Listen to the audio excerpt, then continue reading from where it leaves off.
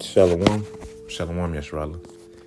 First and foremost, I want to start by giving all praises, honors, and glories to Yahweh, Bahashem, Yahweh Shai, Bahashem, Chakodash.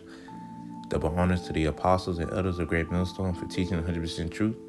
Wab Rakatham, and to the 144,000, as well as the rest of the elect. May peace and blessings be unto your households. All right, and it's your brother Gadal from the Great Millstone Dallas branch. And in this quick lesson, just going to get into,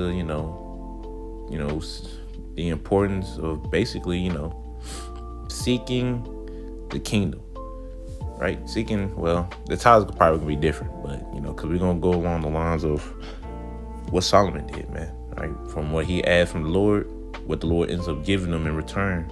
And, you can see why it's important to, once we get into it, you're going to see why it's important to, ask the Lord for the spiritual things, man. He going to reward you with, other things, seeking, just seeking first the kingdom, man, right? Go ahead and get into it. This is First Kings chapter 3. And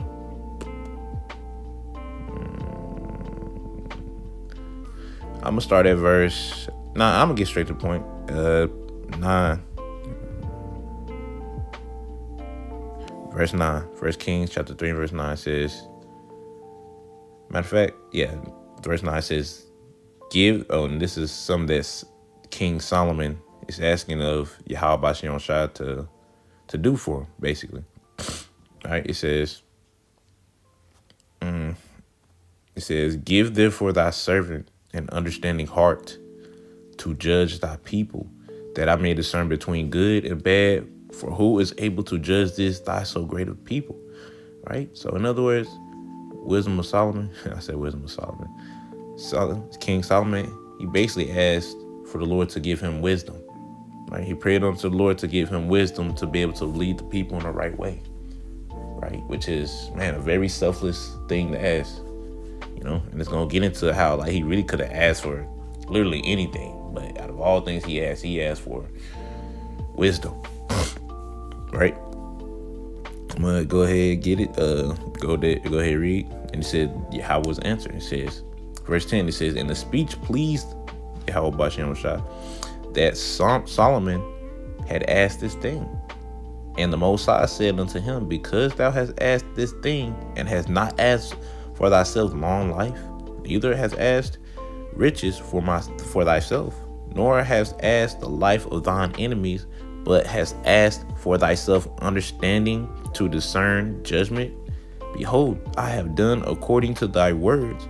Lo, I have given thee a wise and understanding heart, so that there was none like thee before thee, neither after thee shall any arise like unto thee.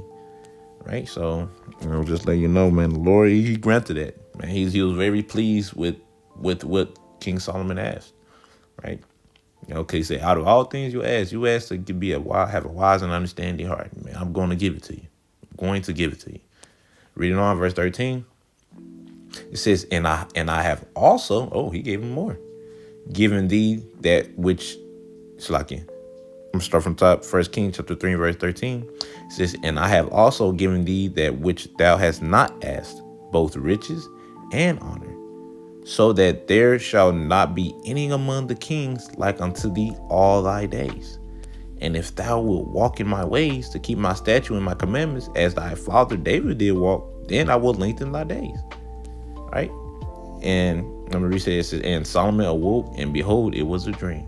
Right? And he came to Jerusalem and stood before the ark of the covenant of Yahweh, and offered up burnt offerings and offered peace offerings, and made a feast to all his servants. All right, so this was a dream that King Solomon had. But in that dream, he asked the Lord what he wanted, and the Lord said, I got you. And then he woke up from it. But you can see that the Lord, he is granting him with blessed him even more than what he just asked, right? Because he said since he just didn't ask just for, he didn't just ask for, just riches, long life, things that, any king will probably ask, But he asked the most selfless thing, which really was to be wise, have a wise and understanding heart, to be able to lead his people the right way. And the Lord's like, man, that's a very humble thing to ask. And because you asked it, I'm gonna give you riches, long life, and all that anyway. You know, I'm just going into, hey man, seeking first the kingdom, man. Asking the Lord for, more spiritual things than carnal things. Now, it's nothing wrong with asking the Lord to get you a better job, to better your situation.